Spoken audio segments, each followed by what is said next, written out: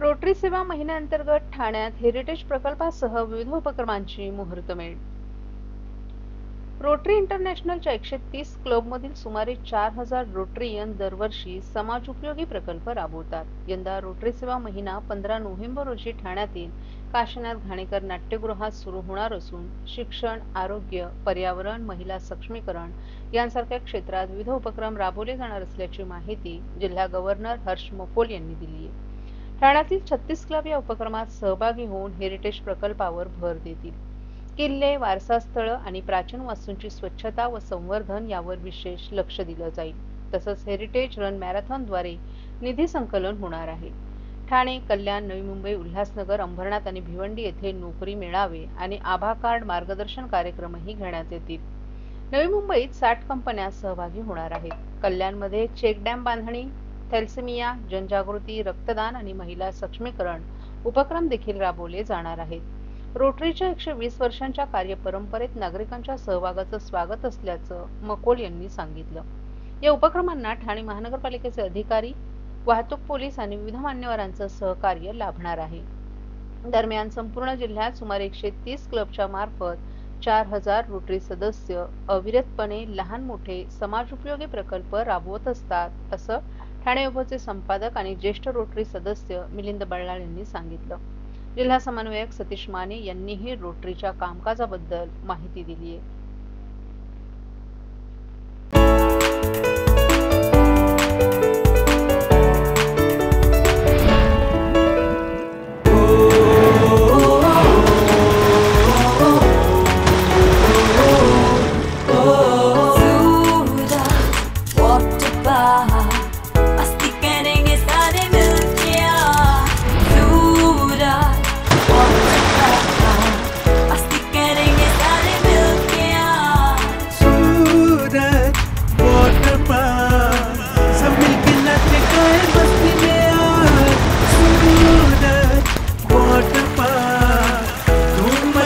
सब मिलके आज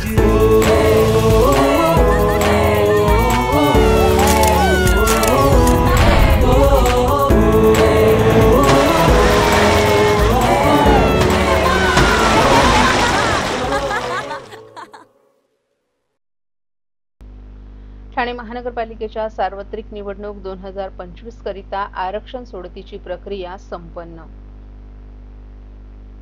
ठाणे महानगरपालिकेच्या सार्वत्रिक निवडणूक 2025 साठी आरक्षण सोडतीची प्रक्रिया संपन्न झाली आहे। ठाणे महानगरपालिकेचे आयुक्त सौरभ राव यांच्या नेतृत्वाखाली गडकरी रंगायतनमध्ये हा कार्यक्रम पार पडला। एकूण 33 प्रभागांसाठी ही आरक्षण सोडतीची प्रक्रिया घेण्यात आली आहे।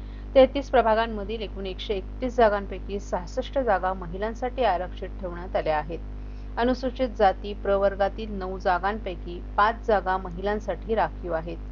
अनुसूचित जमाती प्रवर्गातील 3 जागांमध्ये 2 महिला प्रवर्गासाठी राखीव तर 1 ओपन ठेवण्यात आली आहे। नागरिकांचा मागास प्रवर्ग अंतर्गत 17 पैकी 9 जागा महिलांसाठी राखीव ठेवण्यात आल्या आहेत, तर सर्वसाधारण प्रवर्गातील 35 पैकी 18 जागा महिलांसाठी राखीव आहेत, तर 17 सर्वसाधारण, 84 पैकी 41 महिला, 43 प्रवर्गनिहाय। तसंच नागरिकांना या संदर्भात काही हरकती अथवा सूचना असल्यास त्या 16 ते 24 नोव्हेंबर 2025 या कालावधीत ठाणे महानगरपालिकेच्या कार्यालयात दाखल करता येतील, अशी माहिती ठाणे महानगरपालिकेचे अतिरिक्त आयुक्त उमेश बिरारी यांनी दिली आहे।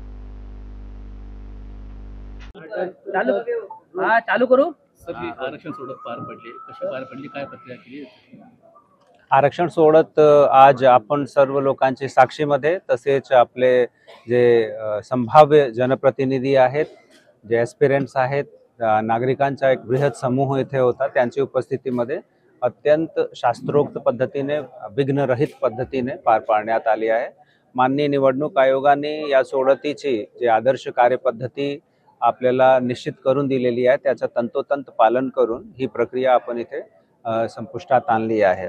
आपल्याला कल्पना आहेतच की ठाणे महानगरपालिकाचा जे एकंदरीत कार्यक्षेत्र आहे त्यामध्ये 131 प्रभाग आहेत आणि या 131 प्रभागांपैकी विविध नागरिकांचे जे विविध समूह आहेत, समुदाय आहेत, त्यांच्यासाठी आरक्षण कशा पद्धतीने ठेवायच्या याच्या अनुषंगाने आजचा हा पूर्ण कार्यक्रम होता। यामध्ये अनुसूचित जातीसाठी एकूण जागा आहे त्या 9 आरक्षित आपल्याला झाली आहे आणि त्याचा मूल आधार जे अनुसूचित जातीची लोकसंख्या आहे। अनुसूचित जमातीसाठी 3 प्रभाग, नागरिकांचा मागास वर्ग प्रवर्ग जे आहे त्याच्यासाठी 35 प्रभाग आणि सर्वसाधारण एकूण 84। आता यामध्ये परत अनुसूचित जातीचे जे एकूण राखीव आपले 9 प्रभाग आहेत त्यापैकी 5 प्रभाग महिलांसाठी राखीव झालेले आहेत।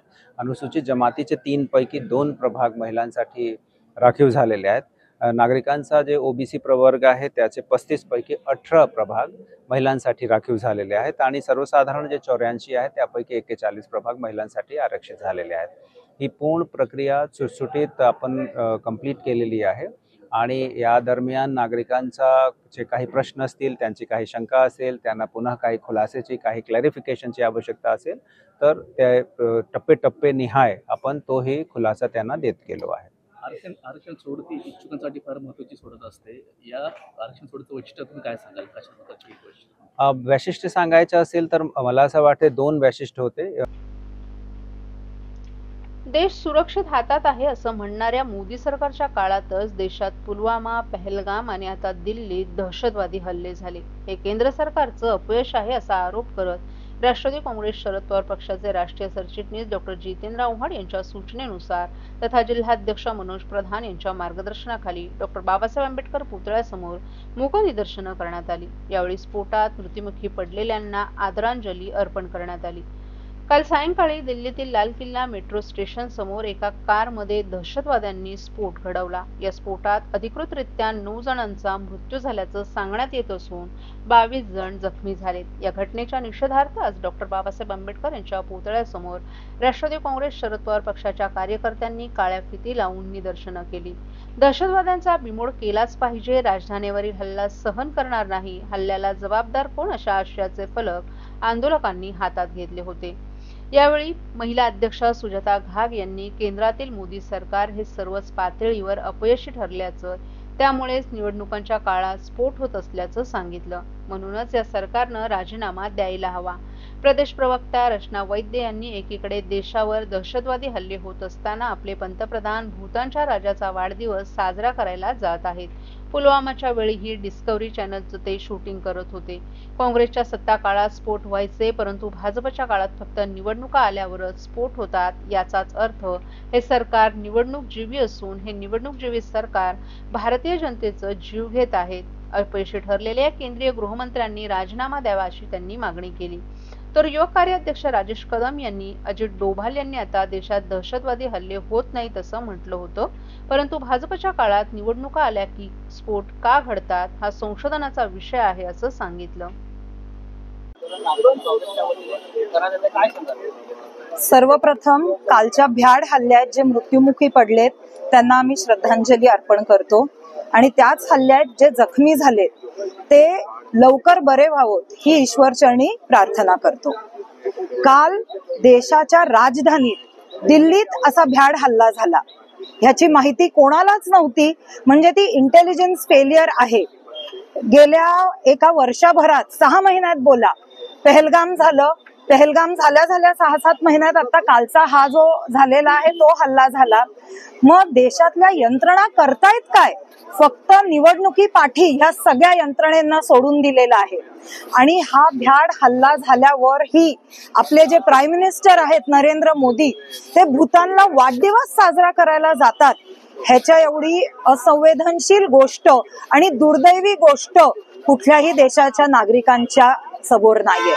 आज त्यांनी इकडे राहून परिस्थितीचा आढावा घ्यायला पाहिजे होता, चौकशी यंत्रणेच्या मीटिंग्सना उपस्थित राहायला पाहिजे होतं, पण सगळं सोडून ते गेलेत फिरायला, एक वाढदिवस साजरा करायला।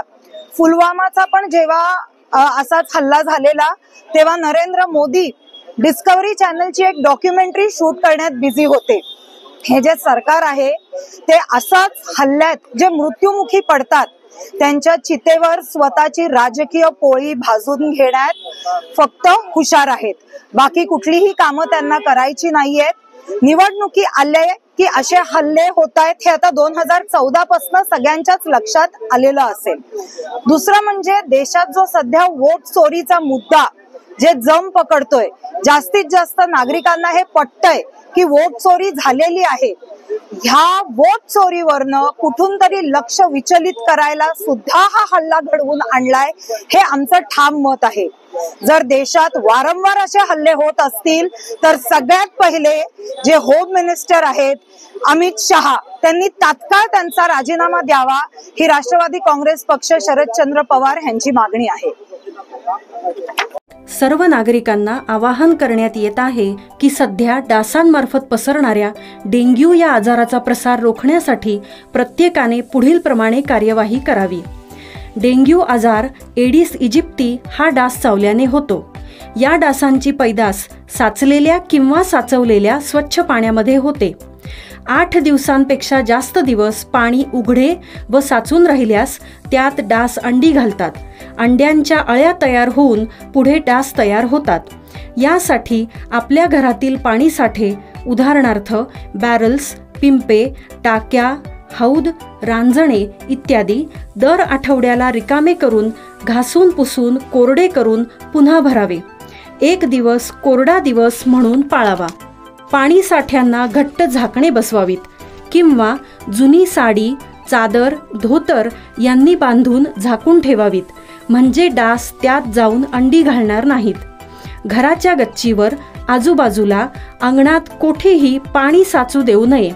भंगार सामान उघड्यावर टाकू नये, उदाहरणार्थ टायर्स, प्लास्टिक सामान, कुंड्या, टाकाऊ वस्तू इत्यादी. अशा सामानात पावसाचे पाणी साठून त्यात डेंग्यूच्या डासांची पैदास होते. घरातील कूलर्स, फ्रीजच्या पाठीमागील ट्रे हे देखील वेळोवेळी कोरडे करावेत. लक्षात ठेवा, नुसत्या फवारणीने डास घनता कमी होत नाही, तर त्यासाठी डास पैदास ठिकाणे नष्ट करणे ही आपल्या सर्वांची जबाबदारी आहे. कोणताही ताप अंगावर न काढता जवळच्या शासकीय रुग्णालयात मोफत औषधोपचार घ्या. अशा प्रकारे नागरिकांनी सहकार्य केल्यास डेंग्यूचा प्रसार रोखणे सहज शक्य आहे.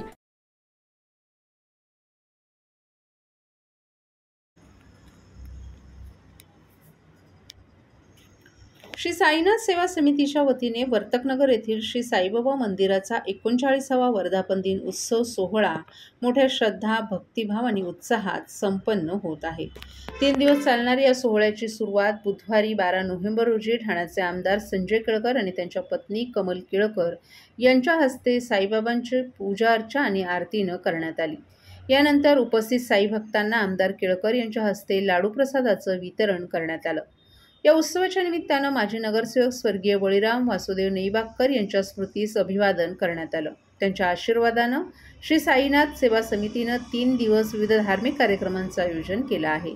आज पहिल्याच दिवशी सकाळी श्री लक्ष्मीनारायण यज्ञ, दुसऱ्या दिवशी संध्याकाळी भजन कीर्तन आणि भक्तिगीतांचे कार्यक्रम, तर अखेरच्या दिवशी म्हणजे शुक्रवारी 14 नोव्हेंबर रोजी साईबाबांच्या पालखी सोहळ्याचं वर्धापन दिनाचा समारोप होणार आहे.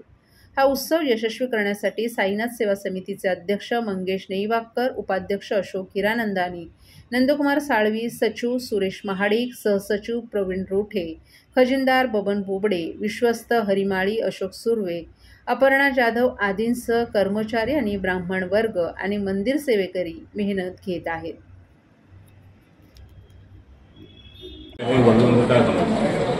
श्री वर्तकनगर साईनाथ सेवा समितीचा आज दिनांक 12 रोजीपासून 39वा वर्धापन दिनाची आज शुभ सुरुवात झालेली आहे. आज प्रातः सकाळपासूनच 5 वाजल्यापासून आज माननीय आमदार संजयजी केळकर साहेब यांच्या उपस्थितीमध्ये आज पहिले बाबांचे मंगल स्नान झाले, त्यानंतर बाबांची महापूजा आरती झाली. तसेच जवळजवळ येणाऱ्या सर्व भक्तांना जवळजवळ 5 ते 6 लाख लाडू आज प्रसादासाठी तयार केलेले आहेत.